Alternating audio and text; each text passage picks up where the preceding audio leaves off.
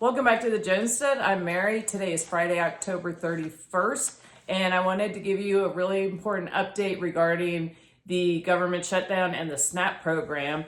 And just today, this was reported on MSNBC or CNBC. SNAP benefits must continue despite shutdown, judge tells Trump administration. And it said specifically, the U.S. District Judge John McConnell of Rhode Island announced he would order the U.S. Department of Agriculture to distribute a pool of contingency funds, quote unquote, as soon as possible. Also, minutes before that ruling, Boston U.S. District Judge Talwani ruled the U.S. government must announce by November 3rd whether they would authorize at least partial funding for the program, using around $6 billion in contingency funds.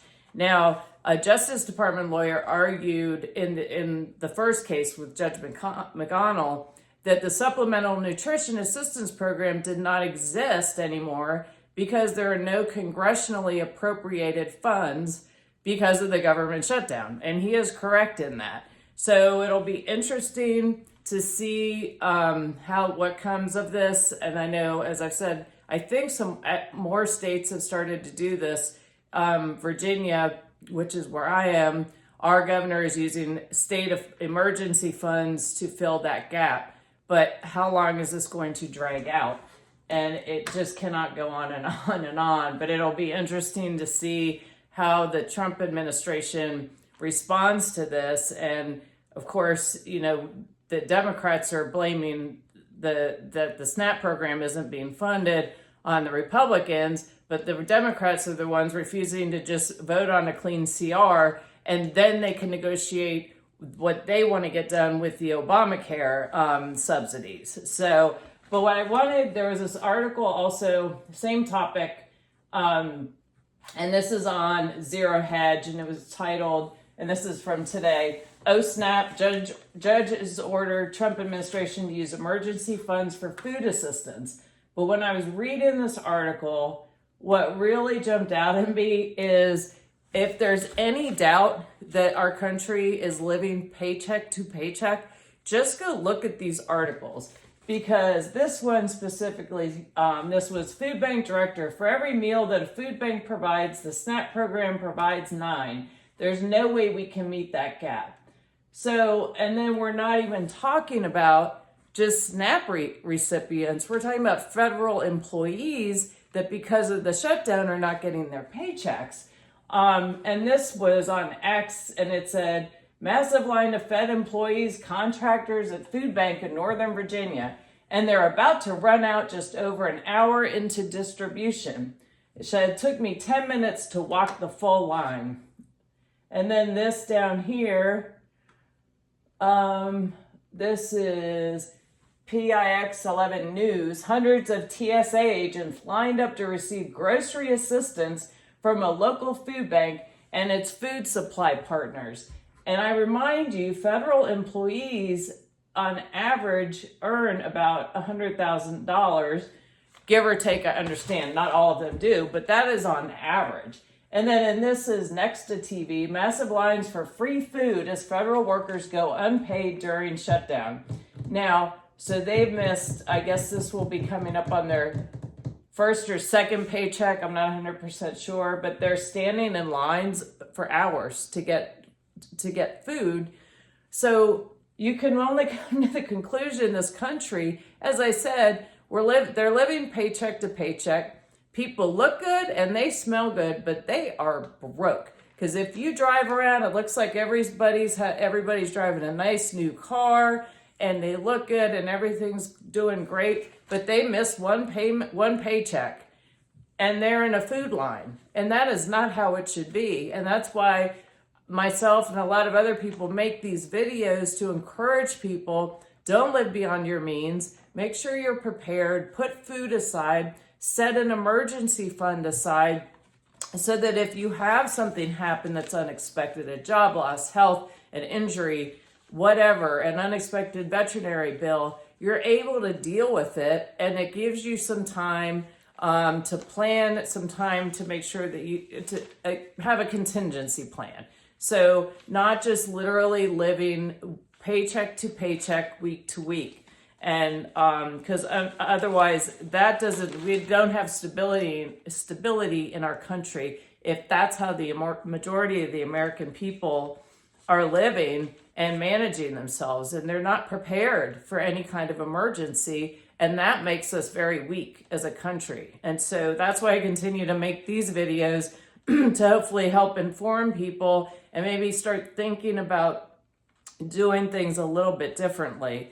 And then along this same topic, actually yesterday, my brother sent me this article, which was really good. This was in the Gateway Pundit, and it was titled "SNAP Benefits Shutdown, a Good Time to Reassess."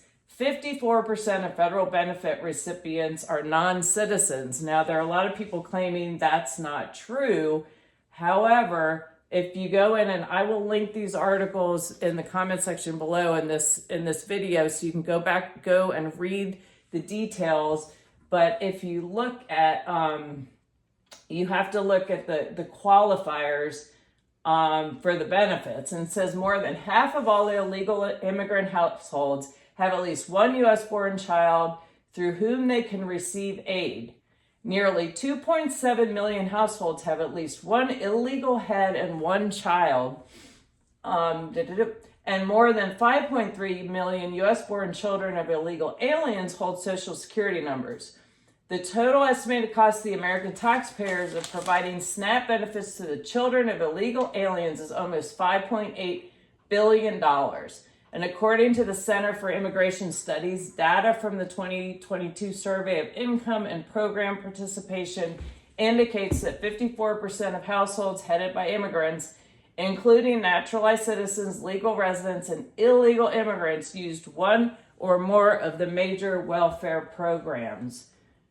And I also wanted to scroll down here and talk about, in May 2023, Governor Kathy Hochul's administration quietly changed the state's safety net assistance eligibility rules to allow non-citizens with pending asylum applications to receive benefits.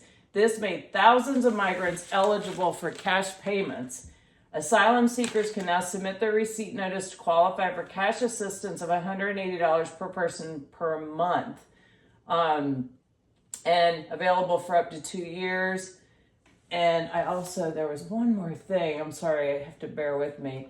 Here it is. Through September 30th, 2025, New York City recorded migrant-related expenditures of $1.47 billion in FY 2023, $3.75 billion in 24, and $3 billion in FY 2025, and a projected 498 million projected for 2026. It said over a 6-month period, the city distributed debit cards to more than 7,300 migrants to a total cost of $2.6 million. Each card was loaded with $12.52 per person per day for 28 days. I think it was more than that. But anyway, I digress. So the point is everyone's trying to try and brush over the issue and the expense that having illegal immigrants in our country, the cost it is to the taxpayers.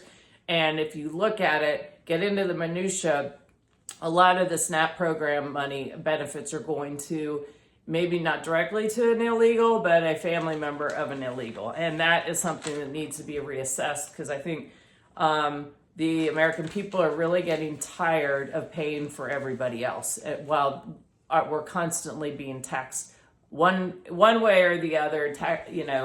It's if you're not taxed on your car, you're taxed on your property or your boat. So anyway, but I digress on that in that direction.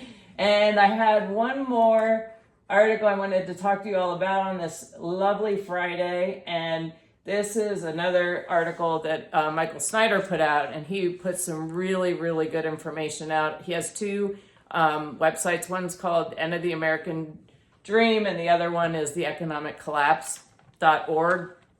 And so I will link this below. But this I thought was extremely important. Everyone really needs to be aware of, and I hadn't heard this. And let's see here. This was anti-Trump groups are planning to occupy Washington for months starting on November 5th. Let's see here. Apparently, this upcoming occupation of DC will be like Occupy Wall Street movement of 2011 and Black Lives Matter of 2020. So their plan is to literally stay in Washington, D.C., surround the White House and the Supreme Court until Trump is forced out of the White House. They plan on surrounding, I just said that. And so this has been initiated by refusefascism.org. They claim this is going to be a peaceful protest, and we've seen how peaceful protests have happened previously over the years, not so peaceful. So again, this starts on November 5th. And meanwhile, the Pentagon has ordered thousands of specialized National Guard personnel to complete civil unrest mission training. So we will see what happens with the Occupy DC. We can tell how very concerned they are about the welfare of their fellow citizens that are maybe suffering from job losses or food insecurity, as they like to call it. But anyway, I will leave it at that, and I hope you found this information helpful. I look forward to talking to you all again soon, and have a very nice Friday evening.